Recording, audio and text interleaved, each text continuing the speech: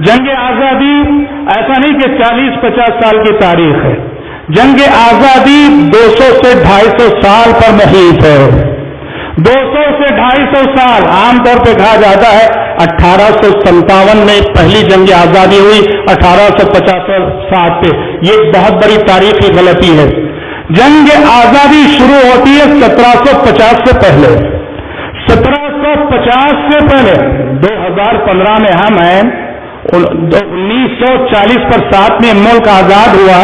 کہا یہ جاتا ہے کہ 1857 میں جنگ آزادی شروع ہوئی، غلط بات ہے، اس سے 1 صدی پہلے 1750 سے پہلے جنگ آزادی شروع ہو گئی۔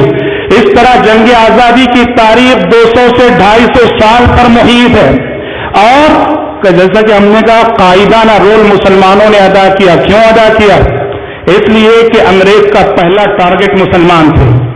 انگریز نے اس ملک سے جو حکومت چھینی، مسلمانوں سے چھینی۔ ایسٹ انڈیا کمپنی کے حوالے سے کاروبار کے لیے انگریز داخل ہوا، اور داخل ہو کر دھیرے دھیرے اس ملک کے تخت و تاج پہ قبضہ کیا۔ تو انگریز نے جن سے حکومت لی، اپنا اقتدار چھینا، وہ مسلمان تھے۔ انگریز کا پہلا ہدف مسلمان، پہلا ٹارگٹ مسلمان، اور یہی وجہ ہے کہ جہاد آزادی کے سلسلے میں ابتدائی کوششیں جتنی بھی ہوئی وہ سب مسلمانوں کی جانب سے ہوئی۔ جنگ آزادی کا سور اس ملک میں مسلمانوں نے پھونکا ہے، یہ ملک یاد رکھے۔ جنگ آزادی کا سور اس ملک میں مسلمانوں نے پھونکا ہے۔ اس ملک کا مورخ ہنٹر لکھتا ہے کہ انگریز 3 کتابوں سے بہت ڈرتا تھا۔ 3 کتابیں ایسی تھیں ان کا نام سن کر انگریز کام جاتا تھا، بڑا ڈر تھا اس کو۔ ہنٹر لکھتا ہے پہلی کتاب تھی سید اسماعیل شہید رحمت اللہ علیہ کی تقویت الایمان، سید اسماعیل شہید رحمت اللہ علیہ کی تقویت الایمان۔ دوسری کتاب تھی سید احمد شہید رحمت اللہ علیہ کی ملفوظات سید احمد، اور تیسری کتاب تھی شرح وقایہ کا کتاب الجہاد۔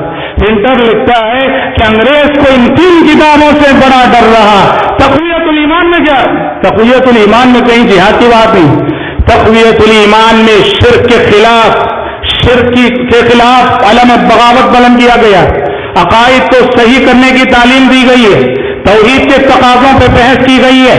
انگریز سمجھتا تھا کہ جس کے پاس عقیدہ توحید ہو یہ دنیا کی سب سے بڑی طاقت ہے، اور ہمارے لیے سب سے بڑا مسئلہ وہی طبقہ بنے گا جس کے عقائد شرک سے پاک ہو۔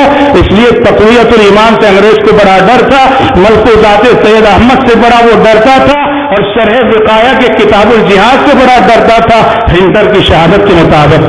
حضرات، جیسا کہ ہم نے کہا، چونکہ حکومت مسلمانوں سے چھینی گئی تھی، مسلمانوں کے اقتدار پہ وہ ڈاکہ ڈال رہا تھا، اس لیے جتنی ابتدائی کوششیں اس ملک میں ہوئی وہ سب مسلمانوں کی جانب سے ہوئی۔ اور تاریخ کہاں سے شروع ہوتی ہے؟ یہ غلطی نہ کرنا کہ آزادی کی تاریخ کو 1857 سے شروع کریں، یہ غلطی نہ کرنا، یہ سیاسی غلطی ہو سکتی ہے، یہ غلطی سیاست دان کر سکتے ہیں، ہم یہ غلطی نہیں کریں گے۔ ہم جنگ آزادی کی تاریخ کو کہاں سے شروع کرتے ہیں؟ شاہ ولی اللہ محدث دہلوی رحمۃ اللہ علیہ سے، شاہ ولی اللہ محدث دہلوی رحمۃ اللہ علیہ سے شروع کرتے ہیں۔ شاہ ولی اللہ محدث دہلوی رحمۃ اللہ علیہ نے سب سے پہلے انگریز کے خلاف ذہن سازی کا کام شروع کیا، اور شاہ ولی اللہ کی وفات کے بعد شاہ ولی اللہ یہ جذبہ وراثت میں اپنے فرزندوں میں دے گئے، اور اس ملک میں سب سے پہلے انگریز کے خلاف جہاد کا فتویٰ دینے والے شاہ ولی اللہ کے فرزند عبدالعزیز رحیم آبادی محدث دہلوی رحمۃ اللہ علیہ۔ اور پھر 1750 پر 3 میں مرشد آباد اور بنگال میں علی وردی خان جو سراج الدولہ کے نانا تھے، 1750 پر 3 میں علی وردی خان سراج الدولہ کے نانا نے انگریز سے لوا لیا، اور اس کے بعد 1799 میں جنوبی ہندوستان میں شیر میسور ٹیپو سلطان ان کے والد حیدری، انہوں نے انگریز سے جو ہے لہا لیا۔ 1799 کے بعد 1825 میں تحریک شہیدین سید اسماعیل شہید رحمت اللہ علیہ اور سید احمد شہید رحمت اللہ علیہ کی تحریک میں اور پورے ملک میں آزادی کی جنگ آزاد جہاد کی روح پھونکی، اور تحریک شہیدین کے نتیجے میں سارا ملک اور سارے ملک کے مسلمانوں کے اندر انگریز سے جہاد کرنے کا جذبہ پیدا ہو گیا۔ اور حضرات، سچ ہے کہ ہم نے ہمیشہ سے شکست کھائی ہے اپنوں سے، غیر نے ہمیں شکست نہیں دی ہے، ہم نے ہمیشہ اپنوں سے شکست کھائی ہے، ہم نے ہمیشہ ان منافقوں سے شکست کھائی ہے جو ہماری صفوں میں رہتے ہوئے گھر کا بھیدی لنکا ڈھائے کا کردار ادا کرتے ہیں۔ 1940 پر ساتھ میں ملک آزاد ہوا، اس ملک کی آزادی پہ صرف 60-70 سال گزرے ہیں۔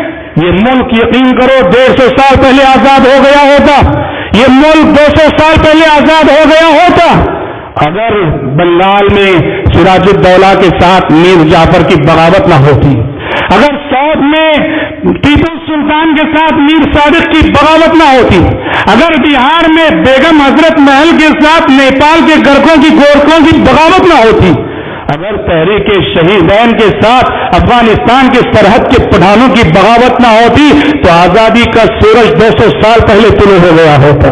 ان غداروں نے، ان منافقوں نے، ان خائنوں نے سبحان اللہ انگریز کے ساتھ تال میل کر کے اپنے ضمیر کا سودا کیا، اپنے ضمیر کو بیچا، اپنے ایمان کو بیچا، اپنی زمین کو بیچا۔